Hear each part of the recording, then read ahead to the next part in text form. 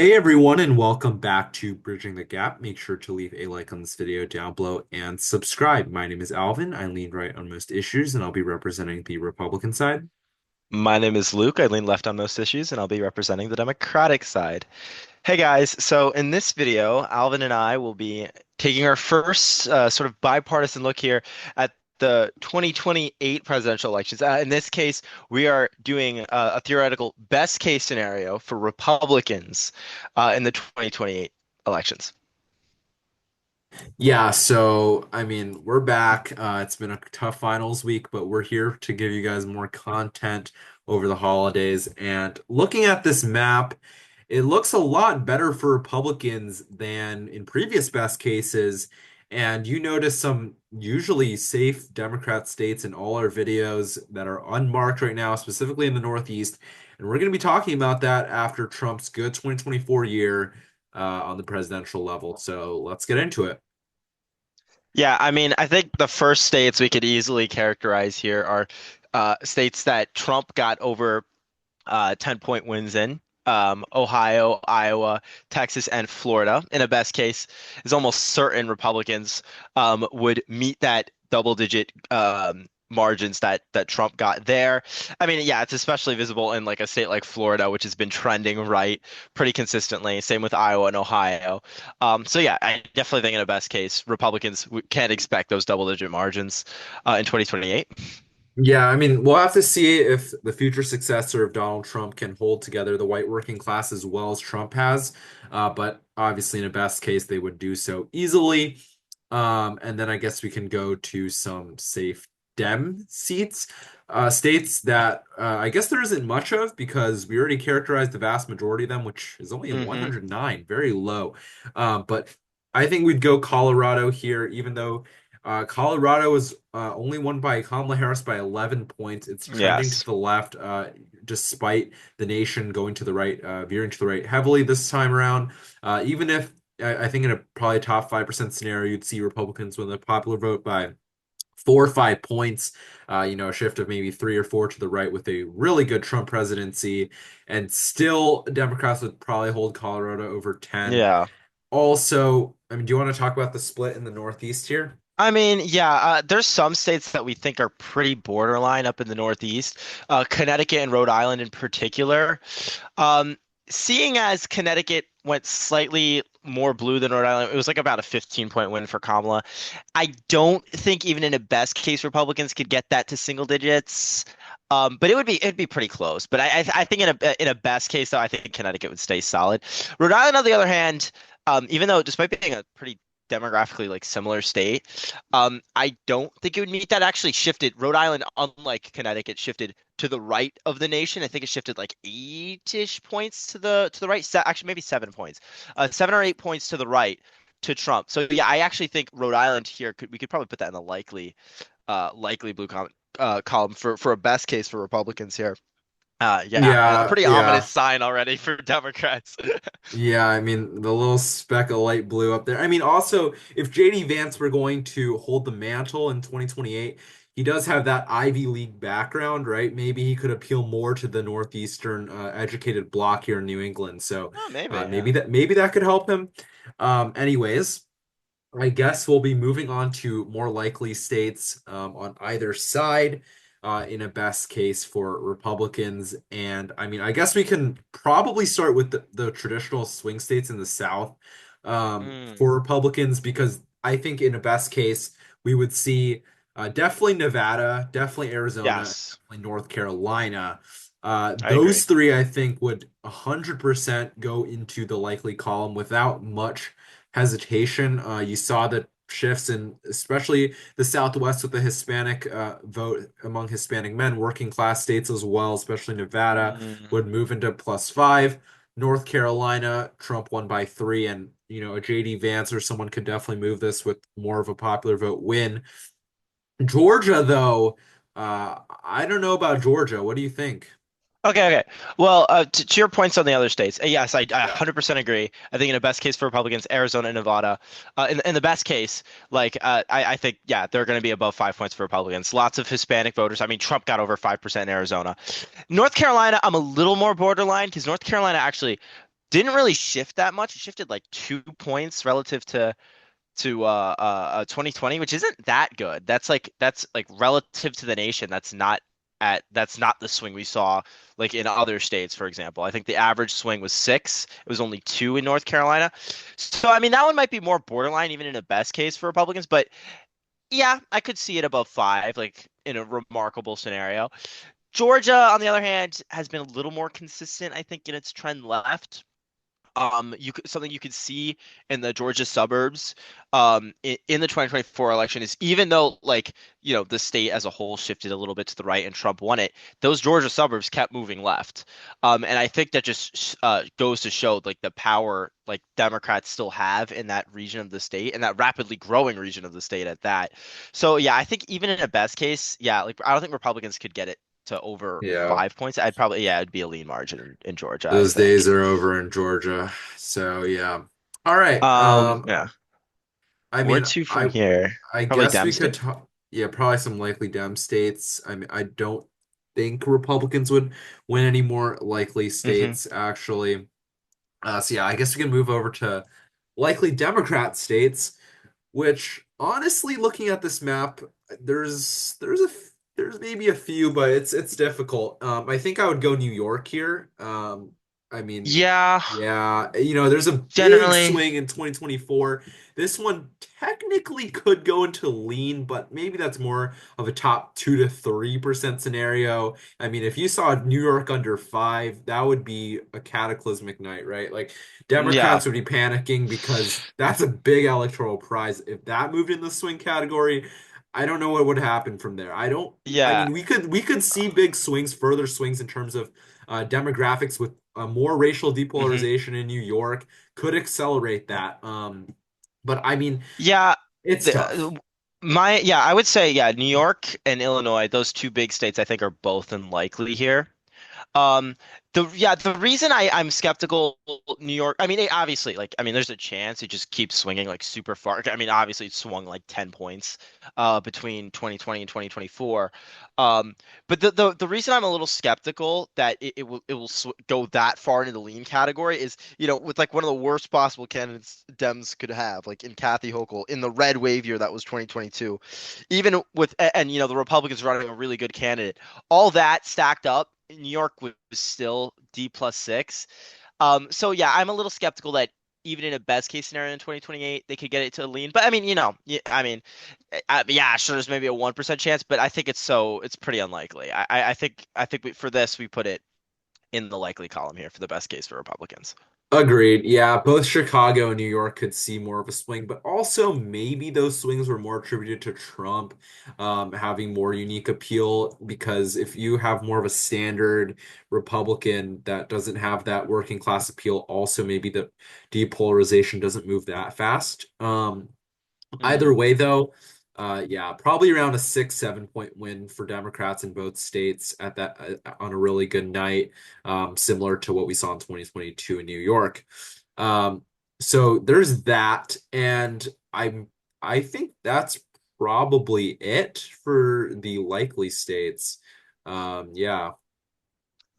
Yeah, Dude, yeah, I would yeah, I agree. think I think Yeah. that's it. I think we're gonna move to the lean states now. I mean, I think we should just finish off the traditional swing states here, first of all, because Hmm. there's like some people would say a best case for Republicans, they would sweep the Rust Belt over 5, and I really don't see that happening.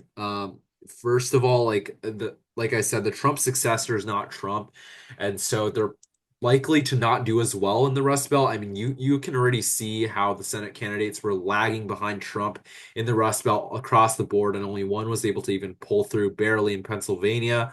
And all across the Rust Belt since 2016. I mean, obviously for a while, these states have always voted for Democrats. Only Trump has been able to break through. A little skeptical about JD Vance. I mean, he does have the Midwestern appeal, but to win them over 5 would be a very, very big ask. And these states are already turning to the left with good Democrat ground game there, and even with a weak candidate for the Midwest in Kamala Harris. So I think these would only be, a 3 point win or so, 3, 4 maybe. Yeah. I mean, yeah, they definitely all lean to the right. I agree. Yeah, in a best case for Republicans, yes. Yeah, I do think, yeah, considering like these states in particular, like relative to the nation, didn't swing as much to the right. I think, yeah, Wisconsin in particular, I think the swing was only like a point, like a point or two to the right in total. So really not that much of a swing. But yeah, and I think in a best case, yeah, I mean Republicans are still winning them like pretty handily, 2 to 3 points. Yeah, Um, so what do you think about the lean Democrat states here? These all the remaining states and also Nebraska second's a little bit iffy. yeah, okay. Um, well, first I'm gonna go with Maine. Okay, I like Yeah, that. again, yeah, Maine didn't really move too much this election.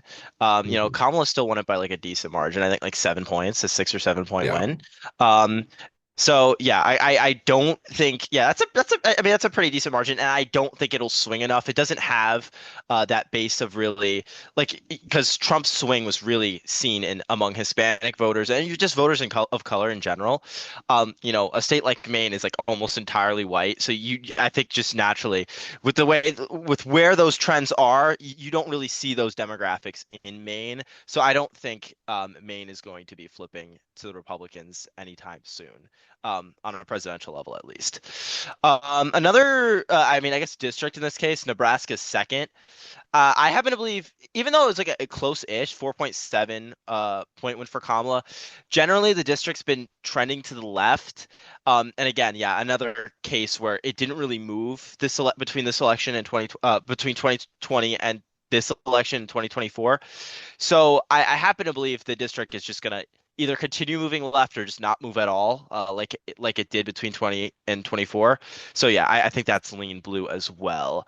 Um, Other than that, I'm not. I mean, I guess. I mean, I don't know. What do you think? Do you have any We, takes? I mean, the thing is, I'm looking at Virginia specifically here. I think actually, maybe surprisingly, it might be a little tough to move the state another 5 points. Even in a really good year. I mean, I see the other states, definitely not going into the lean Democrat column for different reasons here. But if I had to put one, it'd probably be Virginia, actually. Um, Harris winning it by 6. And Yeah. that's obviously even in a Trump already plus 1.5 year. If it was a Vance plus 4 year, could Virginia trend another 2 points to the right and move it till probably not? I would put Virginia in lean. I don't think Republicans are there just yet. Although, if the Republican candidate was Glenn Youngkin, then Virginia Yes. would Then become a there'd be a swing chance. state at that point. So, but for a generic Republican like a Vance, I would put this in lean D. Um, I would. Yeah. Okay. So what do we have left here? I would say New Mexico and Minnesota are the other two contenders for lean here. Um, Okay. Yeah, New Mexico, I think it's definitely going to be it could has the potential to be much closer. Again, you have a very Yes. Hispanic state, and as I mentioned before, that's where Republicans saw the biggest shifts in their favor. Hmm. So, but I mean, actually, it's interesting in New Mexico because relative to the rest of the country and other Hispanic areas in the country, New Mexico didn't really move that much. It moved like I mean, okay, I guess relative to the country, like, okay, New Mexico as a whole moved 5 points, right? The country as a whole moved 6 points, right? So it's like a little, it's not as bad relative to the country. You saw like other, major cities, for example, with lots of like Hispanic voters, and those areas along the Rio Grande, like heavily Hispanic areas, shifting like 30 points, right? New Mexico really didn't really see that in many places. So I found that interesting, but that just indicates to me Democrats still have room to potentially fall there. So yeah, I mean, I think you can. It's between lean and tilt for me here. I don't know where you want to put it. I think New Mexico has a bigger potential for swings. I mean, because of that Latino population there, you could also see an acceleration in that shift because of how far away we are from 2028. You have 4 more years to try to move that Hispanic population to the right. I don't know what's going to happen with immigration, though, because if Republicans actually take significant action on immigration and do what they want, what's going to happen to that Hispanic population? Will they like the action and move further to the right to reward the Republicans? Will it become a non-issue and then they'll move back to the left? Or maybe will they actually disapprove of the actions? We don't really know, actually. It's I it's a mean, big yeah. I it's mean, a yeah, lot it of is a risk. You unknowns. don't know. It's a big risk to do things, and campaigning is one thing, governing is another. But I think because of the fact that there's potential for bigger movement, I'm going to put this in tilt. Okay. And yeah, I would just put it like that. Minnesota, though, is also another topic of discussion. Minnesota is different because it doesn't have that many racial minorities that could shift for Republicans. I mean, you look at the state, and unlike a lot of other states where the urban center shifted further to the right than the Mm. rural counterparts. This is one of the states where Hennepin County and where the Twin Cities are moved less than the rural counties around it. Yeah, it So almost didn't that's move a at all. state where, yeah, it's a state where I don't think that's going to move that much. I would probably put it in lean Democrats. So I just think, it's sort of the reverse North Carolina. It's just not going to Hmm. move. It's going to be seen as a borderline swing state, but I would say New Mexico is more of a swing state actually in the future. And Yeah, what yeah. like one potential counter argument could be like, obviously Kamala had Tim Walz as her running mate, Okay, so maybe it's that true. slowed the movement. But yeah, I would generally agree. I just I don't really see Minnesota's having the demographics to have it go fully Republican in 2028. Yeah, so even in a best case, I think it still goes blue. Now we have two pretty borderline ones left, I would say. I agree. Yeah. Where do you want to, let's start with New Hampshire. We'll end with our home state, of New Okay. Jersey. But yeah, we'll start with New Hampshire here. Yeah, again, as we were mentioning before, we're looking at we're heavily like looking at demographics in this video. New Hampshire is another very, very white state. So Republicans are seeing less shifts among those voters relative to 2020. But New Hampshire was still obviously really close. Harris only won it by 3 points. That's like a 4 or 5 point shift right from 2020. Um, in a best case, yeah, I'm about 50-50 with this one, honestly. Because the demographic factors to me kind of say it probably wouldn't happen, but I don't know. Also, it's really close. Honestly, my gut tells me New Hampshire is probably not going red on the federal level in the near future. Yeah, I would probably put tilt blue, honestly, even in a best case for Republicans. And yeah, also like you mentioned before, like if you want to speak on it a bit, like the anti-incumbency factor in New Hampshire. Yeah, yeah. New Uh, Hampshire is generally quite anti-incumbent. Obviously, Republicans are in the White House. The only counter argument I have here is the fact that it's such a small state. New Hampshire, obviously, only with four electoral votes. And if you look at the raw vote count here, Republicans only would probably have to swing like 15,000 voters.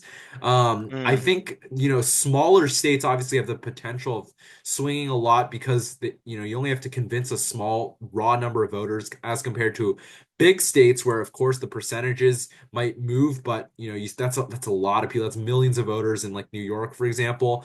So I think actually I would be more inclined to put New Hampshire until R in a top 5%. I mean, in 5 out of 100 scenarios, I could see, okay, Vance's Ivy League background as well help help swing this to tilt Republican. So okay, I guess fair enough. let's keep it there. Keep it a little wide there for this very early best case. And finally, our And home state of then New yeah, Jersey, which, our home state of New Jersey, we really did not think would ever be a swing state. Not even in our best cases did we have Trump even moving it into the likely column, which obviously he did in the end. We thought we would just ignore it. It would be that little caveat at the end. But no, it has moved into likely as of 2024. It almost even moved into lean, it looked like on election night. It might move into lean, but no, Kamala Harris won it by around 6 in the end. And the problem here is that for Democrats, New Jersey is going to quickly become a swing state because, first of all, you have these urban areas near New York City, the New York City metro area, with a lot of Hispanics that have moved here. You also have, certain other groups that are shifting to the right quick. You have Asians, you have, a lot of these people that are non-white voters, but also the rural counties are also shifting quite quickly that are, white Yes. working class, and so you only have, small counties that are not shifting as quickly, but this was, one of the fastest shifting states to the right, trending states, I think, along with New York, the top Yeah. two. And so that is really bad for Democrats. I think this could be a state where Republicans could actually flip, and it could actually be a sleeper swing state, really, really quickly here, in the future. Yeah, our real like first gauge of where New Jersey stands, I guess, will be the governor's election in 2025. But yeah, for the purposes of this video, I mean, I do see, unfortunately, as a New Jersey Democrat, I do see a reality where New Jersey goes red in 2028. Just because, yeah, like this swing is pretty crazy. If you have the Trump swings from 2020 to 2024 replicated, I mean, New Jersey is going like pretty decently red already. So yes, I do think there is a reality where the state just continues its swing, and we see tilt R New Jersey in 2028. Yeah, you don't even Unfortunately. really have to see like that good of a case too, because if you look at New Jersey and the swings, like, I mean, even with like a neutral year, New Jersey could already be a lean state, right? Like a neutral year, minorities depolarize a little more for Republicans, and there you go. Vance is maybe losing the state by 2 to 3. And so suddenly, out of nowhere, New Jersey has somehow ended up in a red column in one of our videos, which I really don't know how that happened. But I guess maybe we'll have something to vote for once and be excited. We might have Yeah, presidential maybe we'll get candidates campaigns. coming to our state for Yeah, once, which, I guess that's nice. Some appeals to our state instead of only hearing about Pennsylvania next door. We'll be hearing yeah. about New Jersey, so that's kind of cool. Maybe not so cool for you because that's another state you have to defend. But for the purposes of this video, Republican ceiling here, 330 electoral votes for them in 2028, depending on how they play their cards. Also, New Mexico and the Tilt D, so I guess technically maybe 335. Democrat floor for 2028, kind of bleak at 208 electoral votes, 203 if you flip New Mexico as well. So I guess this is it. I mean, pretty good map for Republicans, buoyed by a very good night in 2024. If 2024 Hmm. went the other way, we'd probably have Democrats have a great night in the best case and Republicans not. But for now, our first edition of the 2028 cycle of best cases, and it's a good one for Yeah. Republicans. Yeah, and yeah, just keep in mind this is our top 5% best case scenario here. For the Republicans, if you want to check out what we think the best case is for the Democrats in 2028, please, check out our channel. We have a video on that we released about a week ago. So check that out. Yeah. Yeah, it's entirely possible too that, the result occurs outside of both of our best cases. There's 4 years to go until the next election. A lot of events could happen.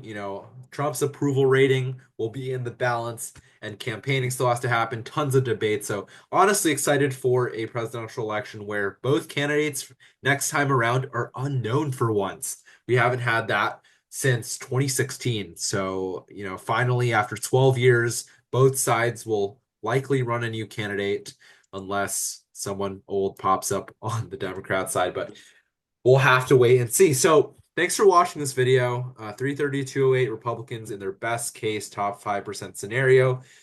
And yeah, make sure you like this video down below if you enjoyed it. Comment down below what you think the Republican best case scenario would be in 2028. If you see them going even higher, maybe flipping a few more states, or if you're a little less bullish on Republicans winning states like New Jersey, let us know in the comments down below. Subscribe to the channel down below because we're almost at 1,000 subscribers, and we'd love to hit that before the end of the year, and ring that bell. So share this video with your family and friends, and thanks for watching.